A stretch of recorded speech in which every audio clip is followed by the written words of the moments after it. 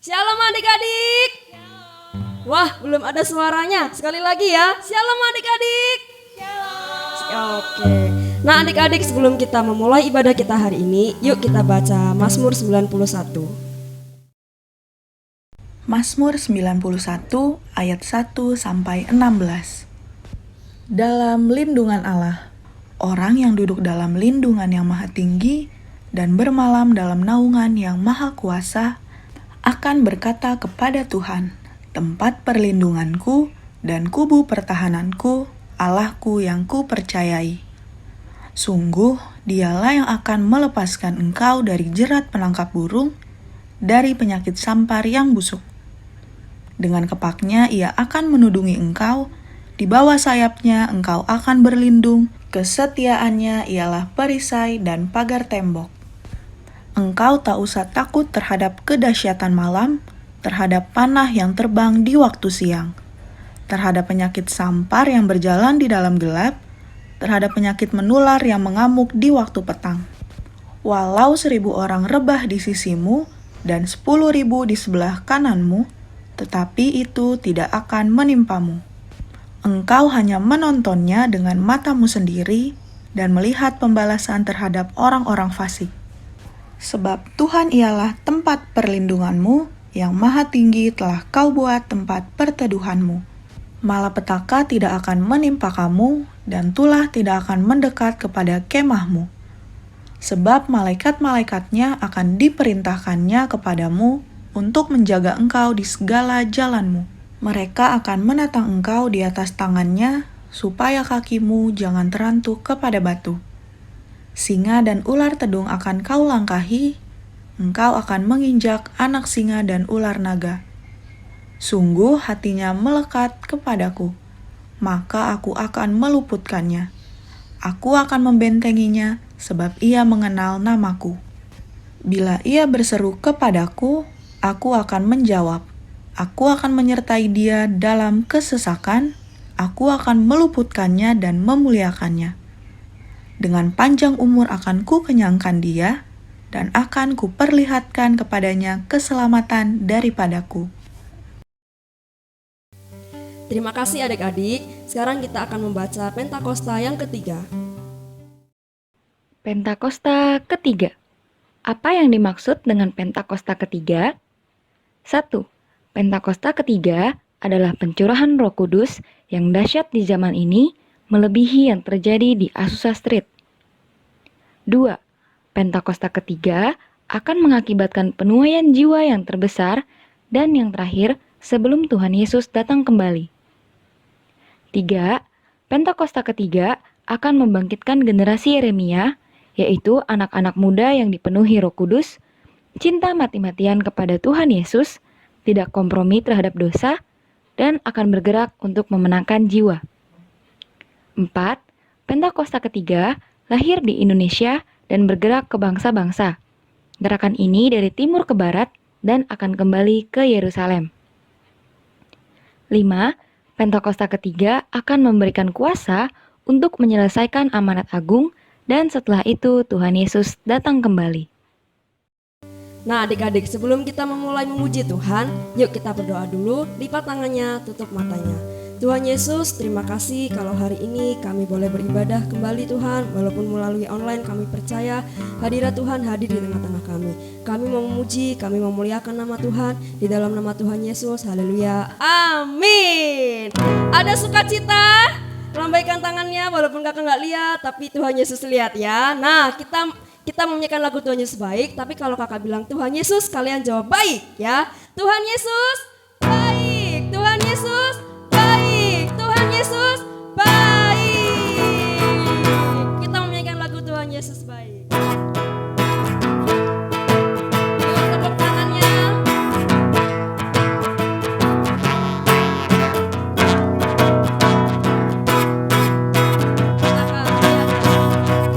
Tiada berkesudahan kasih setiamu Tuhan, selalu baru rahmat-Mu bagiku. Hari berganti hari, hari berganti hari.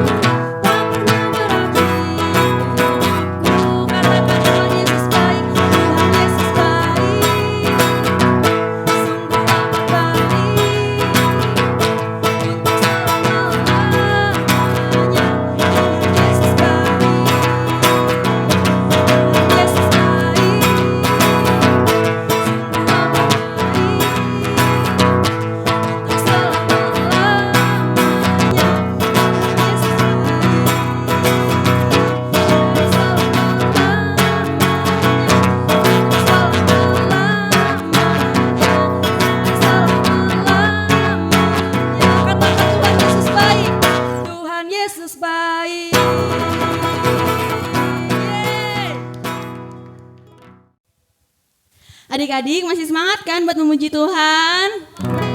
Yuk kita angkat satu pujian lagi, Kasih Yesus.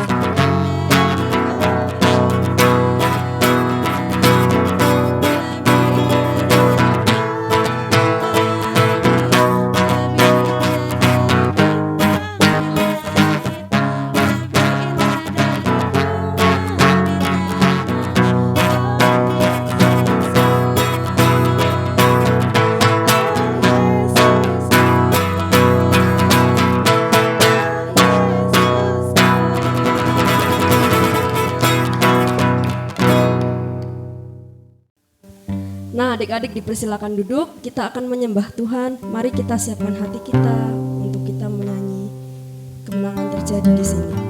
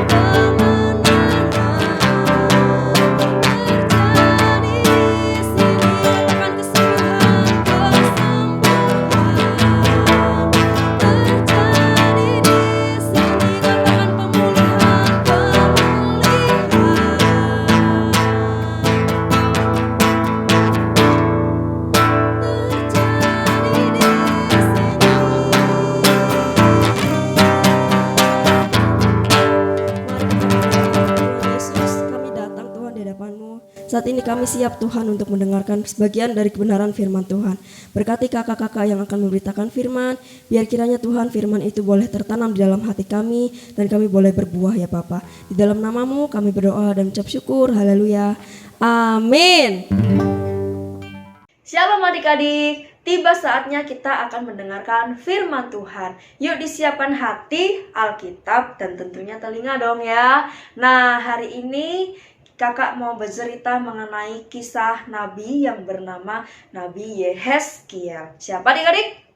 Ya, namanya adalah Yehezkiel.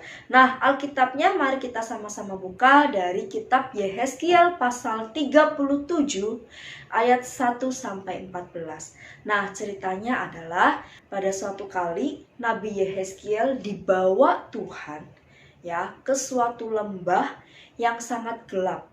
Ya, di mana lembah itu banyak sekali tengkorak yang berserakan. Siapa yang di sini tahu tengkorak itu apa? Ya, tengkorak itu adalah bagian tubuh manusia nih, tulangnya gitu ya, tulang dari manusia. Jadi di lembah itu banyak sekali tulang-tulang manusia gitu ya, dan berserakan ya. Nah, kalau di dalam satu kuburan, tengkoraknya itu lengkap dan gak berserakan gitu ya. Ada kepala, ada leher, ada badan, ada tangan, ada kaki. Tapi kalau di lembah tadi adik-adik berserakan. Tengkorak kepalanya di mana, kakinya di mana, ya tangannya di mana gitu ya. Nah, Tuhan bertanya sama Yehezkiel adik-adik. Yehezkiel, kira-kira kalau aku hidupkan lagi tengkorak ini, menurut kamu bisa nggak gitu ya? Nah, Yehezkiel menjawab ya, ya Tuhan, Engkaulah yang tahu gitu ya. Jadi artinya Yehezkiel itu paham. Ya kalau Tuhan Yehezkiel tuh paham ya bahwa Tuhan itu sanggup melakukan segala sesuatu. Artinya ya kalau Tuhan mau pasti Tuhan bisa kok gitu ya. Jadi Tuhan menyuruh Yehezkiel untuk apa? Berkata sama tulang-tulang tadi, ya berkata sama tengkorak tadi, bersatulah dan hiduplah kembali gitu ya. Nah, secara ajaib gitu ya, secara ajaib Tuhan menyatukan tulang-tulang tadi ya, disatukan tulang-tulangnya, kemudian menumbuhkan urat ya, menumbuhkan jantung, hati, mata, telinga dan semuanya, dan menjadi manusia yang utuh kembali. Ya, dari tengkorak tadi jadi manusia utuh. Nah, tinggal apa adik-adik? Tinggal kan manusia ini mau dihidupkan kembali gitu ya, dari tulang mau dihidupkan kembali. Berarti butuh yang namanya nafas ya. Jadi Yehezkiel disuruh Tuhan lagi untuk berkata sama yang manusia tadi ya, bernafaslah gitu ya. Dan akhirnya manusia tadi bernafas.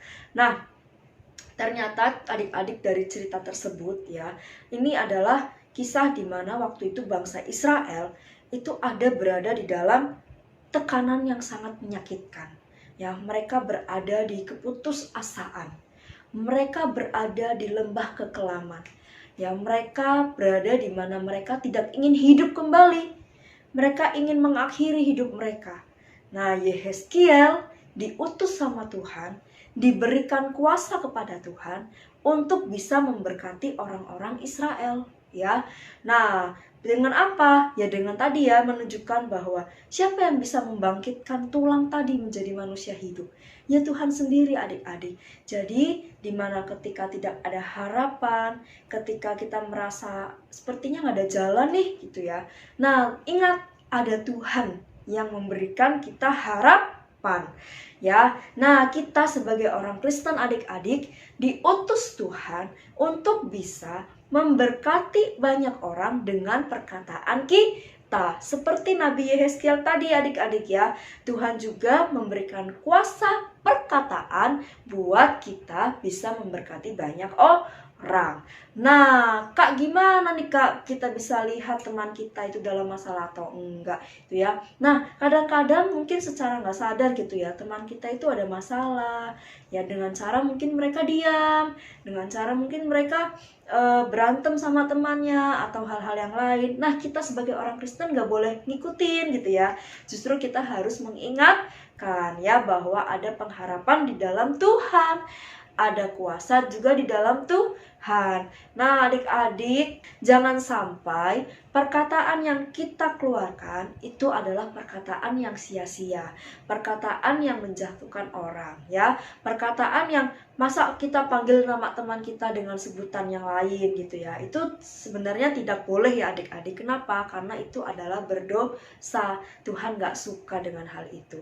Oleh karena itu adik-adik, ya mungkin adik-adik ada yang punya teman ya yang berbeban berat, yang punya masalah, yang mungkin adik-adik tahu nih, iya sahabat saya lagi punya masalah dan sepertinya tidak ada jalan keluar ya. Bukan nyuruh mereka untuk mengakhiri hidup ya, tapi suruh mereka untuk berdoa kepada Tuhan supaya ada jalan keluarnya. Begitu pula dengan adik-adik nih yang mungkin saat ini sedang mengalami masalah. Ya, kakak nggak tahu adik-adik punya masalah apa. Mungkin ada masalah sama mama, ada masalah sama pelajaran, ada masalah dengan tuntutan ya. Kamu harus nilai 100 gitu ya. Kamu harus ini, kamu harus itu, kamu harus jadi anak yang baik, jadi anak yang luar biasa gitu ya. Ternyata kamu membuat kesalahan gitu ya, dan orang tua mungkin nggak mentolerin, guru-guru nggak mentolerin. Nah, ingat adik-adik, Tuhan yang memberikan harapan, Tuhan yang memberikan kuasa, Tuhan yang memberikan jalan keluar untuk setiap kita. Ya, jadi apa yang bisa kita pelajari hari ini? Yang pertama adalah ketika kita berada dalam masalah, ingat ada Tuhan. Ya, ketika kita merasa saya nggak mau hidup lagi, saya mau mengakhiri hidup, ingat kembali kepada Tuhan, karena Tuhan yang memberikan jalan keluar. Yang ketiga, kita diberikan kuasa untuk memberkati banyak orang melewati perkataan kita. Sekian firman Tuhan hari ini. Jangan lupa minggu depan bergabung kembali ya. Yuk, mari kita berdoa. Tuhan Yesus, terima kasih buat firman Tuhan hari ini mengenai Nabi Yehezkiel. Kami percaya Tuhan, ketika Tuhan juga memberikan kuasa perkataan kepada Nabi Yehezkiel, Tuhan juga memberikan kuasa perkataan kepada kami untuk kami boleh memberkati banyak orang. Berkati teman-teman kami yang berada di dalam masalah, Tuhan berkati, berikan jalan keluar, berikan penghiburan, berikan pengharapan. Tuhan juga memberkati setiap kami, jika saat ini kami sedang memiliki masalah, Tuhan juga yang memberkati kami sehingga kami terus berharap kepada Tuhan. Tuhan Yesus, terima kasih firman Tuhan sudah kami dengar, biarlah itu tertanam di dalam hati kami dan bisa berbuah lebat. Di dalam nama-Mu kami berdoa dan mengucap syukur. Haleluya. Amin. Bye adik-adik. Adik-adik, ibadah hari ini telah selesai. Terima kasih yang sudah mengikuti ibadah hari ini. Jangan lupa minggu depan datang lagi. Selamat hari Minggu. Tuhan Yesus memberkati.